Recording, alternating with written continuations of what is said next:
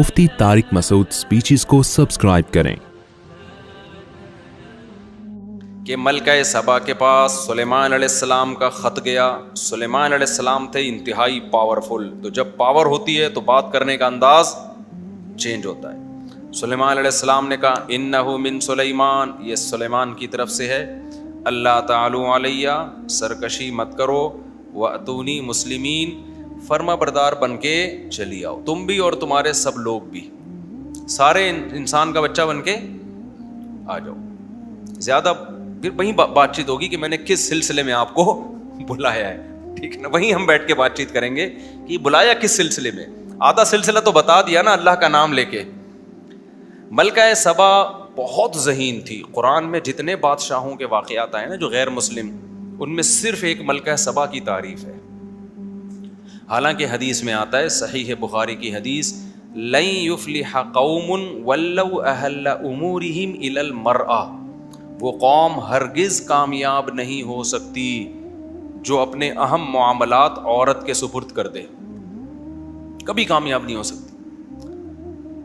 لیکن ملکہ سبا کی جو قوم تھی نا، اس کی کامیابی، بڑی اسٹیبل گورنمنٹ تھی نا. قرآن خود کہہ رہا ہے کہ ہر کچھ ملا تھا ان، بہت پاورفل لوگ تھے، بڑی اسٹیبل گورنمنٹ تھی. وہ تھی کس کی وجہ سے؟ عورت کی وجہ سے. میں بھی بتاؤں گا پوائنٹ کہ اس میں کیا کیا ذہانت والی باتیں کی ہیں ملکہ سبا نے، جس سے پتہ چلتا ہے کہ یہ سارا کریڈٹ جو اس ملک میں جو اتنی اسٹیبل گورنمنٹ تھی، وہ سارا کریڈٹ کس کو جاتا ہے؟ ملکہ سبا کو جاتا ہے. تو اس سے پتہ چلتا ہے کہ کچھ مستثنیات ہوتے ہیں. تھوڑی سی گاڑی اردو ہے. مستثنیات کا مطلب کچھ لوگ عام قاعدے اور کلیے سے ہٹے ہوئے ہوتے ہیں. مرد کو اللہ نے عورت سے زیادہ ذہانت دی ہے، یہ بات احادیث سے بھی ثابت ہے، قرآن سے بھی ثابت ہے. لیکن کچھ عورتیں مردوں سے زیادہ ذہین ہو سکتی ہیں. اب وہ چند ایک کو دیکھ کر یہ نہیں کہہ سکتے کہ ہر عورت ذہین ہوتی ہے. نہیں بھائی، حوصلہ برداشت اللہ نے مردوں میں عورت سے زیادہ رکھا ہے. کچھ مستثنا ہوتی ہیں.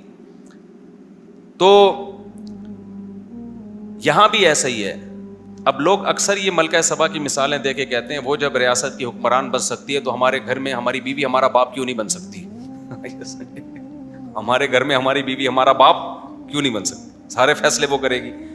بھائی وہ کچھ مستثنیات ہوتے ہیں. کچھ تو گھر ایسے ہیں جن میں ہم کہتے ہیں کہ بیگم کے حوالے کر دے، تو مکھنچو ہے، تو بے وقوف ہے، تیرے سے گھر نہیں چلے گا. تو کچھ ہوتے ہیں. لیکن یہ جرنلی اگر ایسا ہو جائے، عمومی ایسا ہو جائے کہ سارے اہم معاملات عورتوں کے حوالے کر دیے جائیں، تو سوسائٹی میں سدھار کے بجائے تباہی پیدا ہوگی، جیسے کہ ہو رہی ہے. اب یہی ہو رہا ہے. ہر معاملے میں کس کے حوالے کر دیا ہے؟ عورت کے حوالے کر دیا ہے. تو خواتین ان باتوں سے ناراض ہوتی ہیں. لیکن میں تو وہی بات کروں گا نا جو اللہ رسول کی بات ہے. پھر خواتین خود پچھتاتی ہیں. جن خاندانوں میں مردوں کا ہولڈ ہے نا، آپ ان خاندانوں کو زیادہ مینج دیکھیں گے، زیادہ اسٹیبل دیکھیں گے. جن خاندانوں میں مردوں کا ہولڈ ختم، وہاں کیا ہے؟ مسائل کھڑے ہو جائیں گے. تو ایک چھوٹی سی مثال دے کے آگے چلتا ہوں. چند عورتیں تو بہت ذہین ہوتی ہیں جو میرا بیان سن رہی ہیں یا سنیں گی بعد میں، وہ تو ہیں ہی بہت ذہین. ان کے علاوہ کی بات کر رہا ہوں کہ دیکھو، ذہین ہونے یا نہ ہونے، سمجھدار ہونے یا نہ ہونے کے لیے چند علامتیں دیکھی جاتی ہیں. ان چند علامتوں میں ایک زیادہ بولنا بھی ہے. جو سمجھدار لوگ ہوتے ہیں نا، بہت زیادہ بولتے نہیں ہیں، وہ اپنی بات کو مختصر اور جامع انداز میں پیش کرتے ہیں. اب دیکھو، بچہ زیادہ بولتا ہے نا، جب تھوڑا بڑا ہو جاتا ہے تو پھر زیادہ نہیں بولتا. آپ کسی محفل میں 10 مردوں کو بٹھا دو اور دوسری جگہ 10 خواتین کو بٹھا دو. مردوں کے محفل میں آواز بھی کم آئے گی آپ کو اور ہلکی بھی آئے گی. خواتین کے کہیں 10 بیٹھی ہوں، پھر آپ دیکھو. ہم تو بچپن میں نوٹ کرتے تھے جب ہم شادیوں میں جاتے تھے نا، مردوں کے تمبو میں اور خواتین کے تمبو میں بڑا فرق ہوتا تھا. تو غصہ آتا ہے خواتین کو یہ باتیں سن کے. میرا مقصد کسی کی توہین نہیں ہے. اسلام میں خواتین کا بڑا مقام ہے. حضرت مریم بھی تو ایک عورت تھی نا، جن کا قرآن نے کتنی عزت احترام سے ذکر کیا. یا مریم اقنتی لربک، ایسے خطاب کیا جیسے پیغمبروں سے خطاب ہوتا ہے. حضرت موسیٰ کی ماں بھی کیا تھی؟ ایک عورت تھی. فرعون کی بیوی بھی کیا تھی؟ آسیہ، وہ ایک عورت تھی. فرعون بے غیرت، استغفر اللہ، گالیاں نہیں دینی چاہیے لیکن مجھے غصہ آ گیا. اس کی بیوی کیا تھی؟ کس قدر نے ایک اتنے بڑے ظالم کی बीवी होके वो मूसा को बरहक समझ रही है और कुर्बानी दी उसने, शहीद हो गई वो। तो हजरत आयशा भी क्या थी, जिनसे आधा दीन हमें मिला है, वो भी औरत थी। तो मकसद औरत की तौहीन नहीं है, मकसद सिर्फ ये बताना है कि अहम मामलात किसके हवाले कर होने चाहिए, घरों के, रियासत के भी, घरों के भी, वो किसके, मर्दों के हाथ में होने चाहिए वो अहम मामलात। अच्छा भाई, हम अब आगे चलते हैं।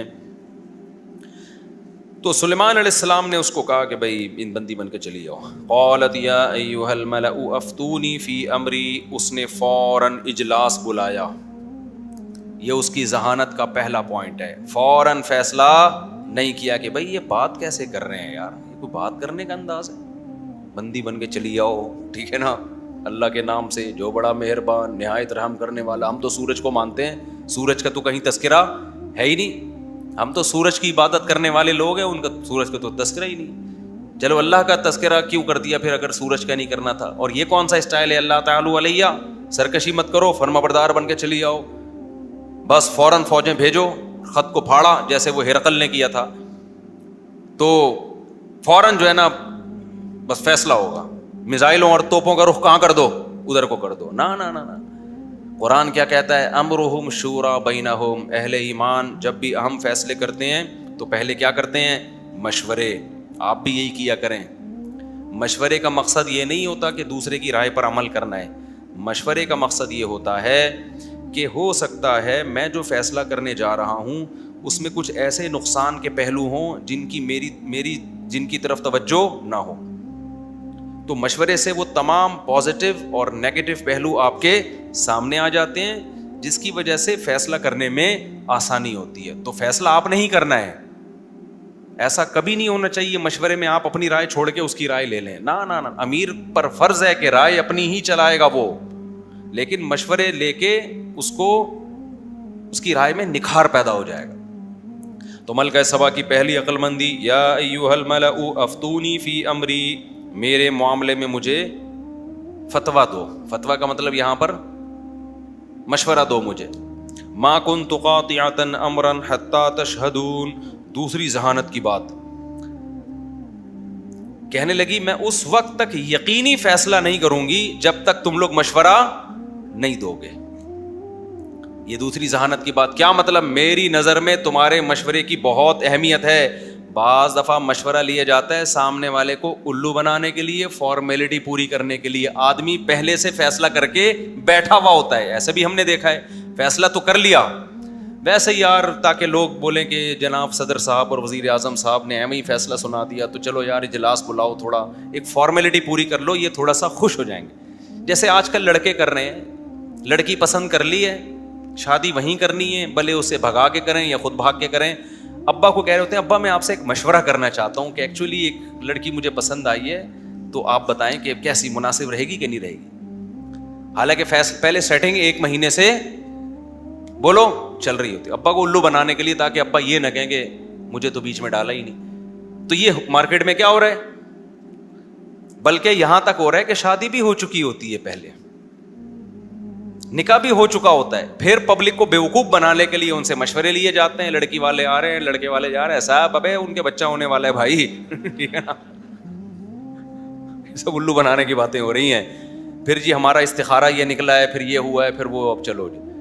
तो मलका सवा की दूसरी जहानत की बात ये है कि उसने ये भी शो कर दिया कि ये मशवरा ऊपर ऊपर से नहीं है, मेरी नज़र में तुम्हारी वैल्यू है, तुम जो राय पेश करोगे उसके बाद, उससे पहले पहले मैं कोई फैसला नहीं करूंगी। तीसरी बात ये भी उसकी जहानत की बात कि फैसला मेरा ही होगा। मा कुन्तु क़ातिअतन अमरन, मैं उस वक्त तक फैसला नहीं करूंगी जब तक तुम हाजिर नहीं होगे उसमें मशवरे में। मतलब ये नहीं कह दिया कि मुझे तो एक्चुअली समझ में ही नहीं आ रहा, अब तुम करो जो फैसला करना है। तो भाई हमने तुम्हें अपना बाप इसलिए थोड़ी बनाया कि फैसले हम करेंगे बैठ के। आज यही हो रहा होता है बहुत सी जगहों पे, जो अमीर है, जो सरदार है, जो कौम का बड़ा है, उसमें डिसीजन पावर ही नहीं होती। उधर जा रहा है वो उसको समझा रहा है तो उधर को लुढ़क रहा है, वो उधर समझा रहा है तो उधर को लुढ़क रहा है, वो उधर समझा रहा है तो उधर को लुढ़क रहा है, वो उधर समझा रहा है तो उधर को लुढ़क रहा है। फिर परेशान हो रहे हैं, मैं क्या करूं।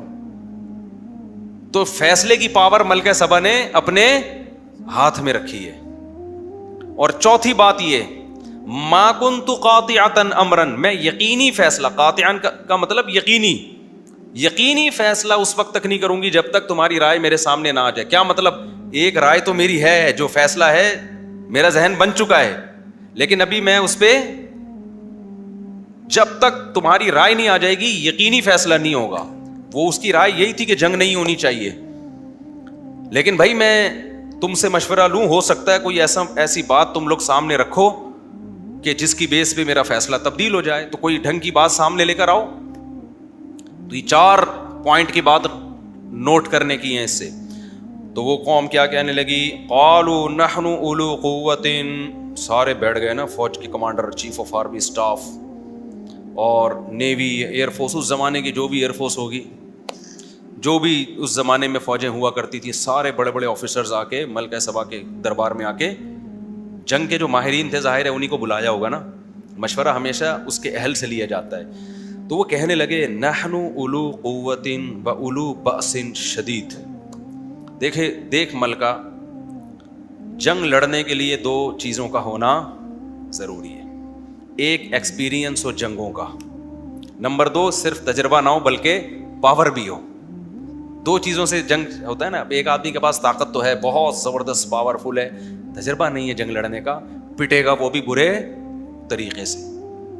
ایک تجربے کار قوم تو ہے، بہت جنگیں لڑی ہیں، ہٹلر نے بہت جنگیں لڑی تھی نا، لیکن پٹ پٹا کے بیٹھ گیا تھا. دوبارہ جنگ لڑی اس نے، پاور ختم ہو گئی تھی نا اس کے پاس.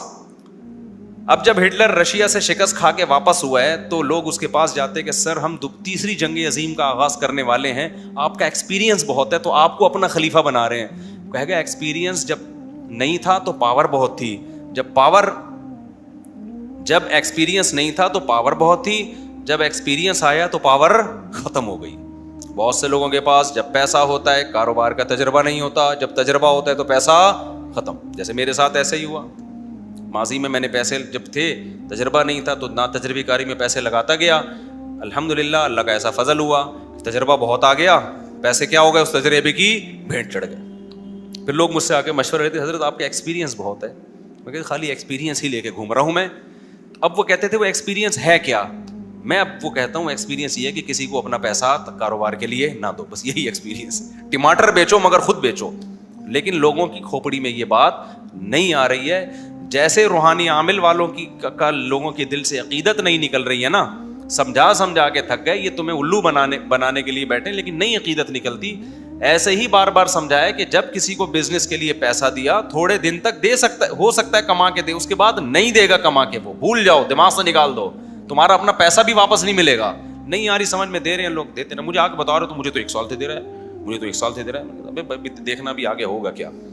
10 سال پہلے ایک صاحب کے کروڑوں روپے لگے ہوئے تھے، میں نے کہا مت لگاؤ، نکال لو یہاں پہ. کہہ رہا ہے یار مفتی صاحب سارے ایک جیسے نہیں ہوتے، میں تو دے رہا ہے مجھے، دیکھیں میں نے یہ گھر بنا لیا، یہ کر لیا. میں نے کہا نہیں بہت سمجھایا، نہیں.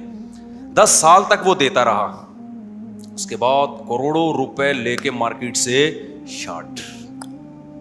چلو جی آگے، ابھی بھی سمجھ میں آئے گا نہیں. اچھا میرے بھائی، قالوا نحن اولو قوت، تو انہوں نے کہا دیکھ ملکہ سبا 2 چیزیں چاہیے لڑنے کے لیے، ایک پاور اور ایک ایکسپیرینس. تو تجربہ بھی ہمارے پاس ہے، اولو بأس شدید، سخت جنگوں والے لوگ ہیں ہم. یہ جو اتنی بڑی ریاست بنی ہے ایسے ہی تھوڑی بن گئی، ہم لوگ سخت جنگوں والے کا کیا مطلب؟ یہ تو جنگیں تو ہم لڑتے رہتے ہیں، کوئی اتنا بڑا مسئلہ نہیں ہے. اولو قوتن، اور پاورفل بھی لوگ ہیں، شکست خوردہ لوگ نہیں ہیں. اس میں انہوں نے اشارہ کر دیا کہ اگر تو حملہ کرنا چاہے گی، آرڈر دے گی، تو یہ نہ ذہن میں رکھنا کہ ہمیں شکست ہو جائے گی. ہمیں شکست انشاءاللہ، انشاءاللہ ان کے حساب سے وہ تو غیر مسلم تھے، شکست نہیں ہوگی. والامر الیک، لیکن معاملہ تیرے حوالے ہے. فانظری ماذا تأمرین، جو حکم تو دے گی اس کے بارے میں تو غور کر لے، ہم اس حکم کو فالو کریں گے. دیکھو ایک اسٹیبل ریاست کے یہ اصول ہوتے ہیں کہ جو ملک کا سربراہ ہے نا، ڈیسیجن پاور کس کے پاس ہوتی ہے؟ اسی کے پاس ہوتی. ہمارے ملک کی جو واٹ لگی پڑی ہے نا، اس میں پتہ ہی نہیں کہ پاور ہے کس کے پاس، کس کمبخت کے پاس ہے ملک کا اختیار. ڈیوائیڈ ہوئے ہیں اختیارات. کٹرے کے ڈھکن کا اختیار سندھ حکومت کے پاس نہیں ہے، ہمارے جو گٹر کے ڈھکن ہے نا, جا کے پوچھو ڈھکن کہاں ہے, ہمیں کسی بھی وزیر کا دروازہ کھٹکھٹاؤ, کہہ رہے یہ میرا ڈپارٹمنٹ, ابے پھر کس کا ہے یہ؟ اور آگے اوپر سطح پہ جاؤ, اسمبلیوں میں جو کچھ ہو رہا ہے, اتنا گندا غلیظ نظام ہمارے ملک پہ مسلط ہے نا, اس میں کتنا بھی اچھا آدمی آ جائے کچھ بھی نہیں کر سکتا, کچھ بھی نہیں کر سکتا, وہ پتہ ہی نہیں کس نے کرنا کیا ہے. تو ایک بندہ ہونا چاہیے جو پاورفل ہو, جس کے ہاتھ میں ڈنڈا ہو, سمجھ رہے ہو, وہ ہو سکتا ہے کچھ غلط کرے لیکن صحیح بھی وہی کرے گا. آپ دیکھ لو نا, ماضی میں جب ایک پاورفل حکمران آیا تو اس نے کچھ غلط کام بھی کیے لیکن وہ اچھے بھی بہت سارے کر کے چلا گیا وہ. تو جو ریاست کی جو فطرت ہے نا, نیچر ہے حکومت کی, وہ یہی ہے کہ جب تک کوئی پاورفل حکومت نہیں ہو, دیکھو اسلام یہ بھی چاہتا ہے کہ حکومت صحیح لوگوں کے ہاتھ میں ہو, لیکن اس سے زیادہ اسلام اس کو فوکس کرتا ہے کہ ایک شخص کے ہاتھ میں ہو. یہ پتہ ہے آپ کو, یہ پوائنٹ ٹو بی نوٹڈ ہے. اسلام چاہتا ہے کہ حکومت صحیح لوگوں کے ہاتھ میں آئے, اگر نہیں آئی ہے تو ایک بندے کے ہاتھ میں آئے, بے شک وہ غلط ہو. نہیں یاری بات, میرا خیال ہے. مثال کے طور پر آپ کے پاس ایک ایسا طریقہ ہے حکومت قائم کرنے کا جو بڑا بہترین طریقہ, ساری دنیا اس کو مانتی ہے, لیکن اس کے نتیجے میں جو چیز مارکیٹ میں آئے گی نا, جو تہجد گزار چیز آئے گی لیکن پاورفل نہیں ہوگی. اسلام کہتے ہیں گالی نکلنے والی تھی, اس کو کیا کرو, اس کو ہٹا گیا, کسی کام کا نہیں ہے سالا. جب یہ کچھ کر ہی نہیں سکتا تو نیک ہو کے کرنا کیا ہے اس کا. دوسرا وہ طریقہ ہے کہ غلط آدمی آ گیا لیکن کیا ہے, پاورفل ہے, وہ بچا لے گا ملک کو. تبھی تو حدیث میں آتا ہے, صحیح مسلم کی حدیث, کہ جب مسلمانوں کا ایک امیر بن جائے تو جو بھی اس کے خلاف کھڑا ہو فقتلوہ, اس کو قتل کر دو, کائنم من کان, حدیث کے چاہے جیسا بھی ہو اس کے خلاف کھڑے ہونے والا. یعنی جو اس کے خلاف کھڑے ہونے والا کیسا ہی کو, کیا مطلب کتنا ہی نیک کیوں نہ ہو, لیکن اس کو کیا کر دو. وجہ اس کی ہے کہ جب ایک شخص کے پاس اختیارات ہوتے ہیں تو پاور ہوتی ہے, ملک اسٹیبل ہوتا ہے, پاورفل. کچھ گڑبڑیں تو ہوتی ہیں, بہت سے صحیح بھی تو ہوں گے نا. جب پاورفل ریاست ہی نہیں ہے تو کچھ بھی نہ صحیح ہوگا نہ غلط ہوگا, دوسری ریاستیں آپ کو کھا جائیں گی. آپ ہمارے کنٹری کا حال دیکھو نا, لمبے لمبے پروجیکٹ کیوں ویژن نہیں بنتے, اس لیے کہ وزیر اعظم یا صدر کو پتا ہوتا ہے میں 5 سال کے لیے آیا ہوں اور اس کا بھی مجھے پتہ نہیں 2 سال میں نکلوں گا, 2.5 سال میں نکلوں گا, عزت کے ساتھ نکلوں گا, ذلیل کر کے نکلوں گا میں. وہ تھوڑی لمبی لمبی پلاننگ کرے گا کہ ابھی جو محمد بن سلمان ہے MBS, اس نے پلان بنایا 2030 میں سعودی عرب کو یہاں تک پہنچانا ہے. اس پلان میں ٹھیک ہے کچھ چیزیں غلط بھی ہیں لیکن کچھ چیزیں صحیح بھی ہیں, کوئی پلان تو بن گیا نا. لیکن اگر ایسا کوئی پاورفل حکمران نہیں آئے گا تو کسی قسم کا کوئی پلان بنے گا نہیں. اور ایک بات ہمیشہ یاد رکھو, جس قوم کا یا جس شخص کا اپنا کوئی پلان نہ ہو وہ ہمیشہ دوسروں کی پلاننگ کا حصہ بن جاتا ہے. سمجھتا نہیں ہے, جس کا اپنا بزنس نہ ہو تو کسی کی بزنس میں اس کو جاب کرنی پڑے گی نا, تو اس کے بزنس کو پروموٹ کرنے کا ذریعہ نہیں بنے گا وہ. جس کا اپنا ویژن نہیں ہوتا وہ دوسروں کے ویژن کا حصہ. تو جب تک پاکستان میں کوئی پاورفل ریاست نہیں آتی, پاکستان کا اپنا نہ کوئی ویژن بن سکتا ہے. پاکستان بین الاقوامی طاقتوں کے ویژن کا حصہ بنے گا اور وہ ہمیں ٹیشو پیپر کی طرح استعمال کرتے رہیں گے, ہم ان کی پالیسیوں پہ چلتے رہیں گے, اپنا تو کچھ ہے ہی نہیں. وہ کہیں گے آپ ایسا کریں, ایکچولی اب آپ ایسا کر لیں, ایکچولی اب آپ ایسا کر لیں. کیوں کریں, اس سے ہمیں کیا فائدہ ہے, تمہیں کیا فائدہ ہوگا, ہمیں بہت فائدہ ہوگا اس سے. آئی بات سمجھنے, تو ان کو فائدہ ہو رہا ہے اس بےہودہ نظام سے. خیر آگے چلو میرے بھائی, زیادہ ہو گیا, ہوا تو بہت کم ہے لیکن اب اس تفسیر کے حساب سے پھر ہم ہٹ جائیں گے تفسیر سے. تو انہوں نے کیا کہا, اسٹیبل گورنمنٹ تھی نا, انہوں نے کہا دیکھ ہم بہت پاورفل لوگ ہیں, ملکہ سبا ہے, لڑ سکتے ہیں, لیکن فیصلے کی پاور کس کے پاس ہے, آپ کے پاس. جو فیصلہ ہوگا, جنگ کرنی ہے تو بھی لڑیں گے, نہیں کرنی ہے تو بھی. ایسے جذباتی بھی نہیں ہے کہ ملکہ سبا نے کہہ دیا جنگ نہیں کرنی تو ہم بغیرت لوگ ہیں کیا, ایسا ہوتا ہے نا. ابے ہماری تو ملکہ صاحبہ نے ہماری تو پوری دنیا میں مٹی پلید کر دی, ہمارا تو امیج ہی دنیا میں کیا کر دیا, ایک خط پہ ڈر گئی, ایک خط پہ کیا ہے, ڈر گئی. اس طرح کی باتیں اگر ریاست میں شروع ہو جائیں, ایک شخص کی رائے نہ ہو تو پھر ملک 2 حصوں میں بڑھ جاتا. کچھ فوجی اس کی طرف ہو جاتے, کچھ فوجی دوسری طرف ہو جاتے, پھر ایک فوجی ملکہ سبا کا حامی ہوتا, فوجیوں کے جو بچے ہوتے وہ اپوزیشن کے حامی ہوتے, پھر تحریکیں شروع ہوتی, ملکہ سبا کو ہٹاؤ یہاں سے. پھر ملکہ سبا کہتی ہے کچھ اس کے ساتھ ہوتے کہ میں نہیں ہٹوں گی. پھر ایک تحریکیں چل رہی ہوتی ہے. سلیمان علیہ السلام کو کوئی فوج بھیجنے کی ضرورت ہی نہیں تھی, صحیح ہے نا, وہ ہدہد کے ذریعے ہی حکومت کا خاتمہ کر دے. پھر ایسے موقع پہ ایک تیسری تحریک عالمی طاقتوں کی چلنا شروع ہو جاتی ہے. پھر کچھ پیسے اپوزیشن کو وہاں سے ملتے ہیں, پھر کچھ وہاں سے ان کو ملتے ہیں. اس کے بعد تو اللہ تعالیٰ فرماتے ہیں تو قالت ان الملوک, اب ملکہ سبا نے کیا کہا, ان الملوک اذا دخلوا قریۃ. کیا زبردست ذہانت ہے یار اس کی. یہ نہیں کہہ رہی کہ ہم نے ہر قیمت پہ لڑنا ہے, نہ, یہ بھی نہیں کہہ رہی کہ ہم نے نہیں لڑنا ہے. یہ جلد بازی کا فیصلہ ہوگا. بھائی سلیمان نے جو اپنا کام کرنا تھا وہ کر دیا. اب ہم نے دیکھنا ہے جاسوس بھیج کے اور کچھ آزما کے کہ یہ قوم اس قابل ہے کہ ان سے لڑا جائے یا ان سے نہ لڑا جائے. اور اس کے لیے میرے پاس ایک طریقہ ہے کہ یہ جو ہے سلیمان, انہوں نے اللہ کا نام استعمال کیا ہے, بسم اللہ الرحمن الرحیم, شروع اللہ کے نام سے جو بڑا مہربان اور نہایت رحم کرنے والا ہے.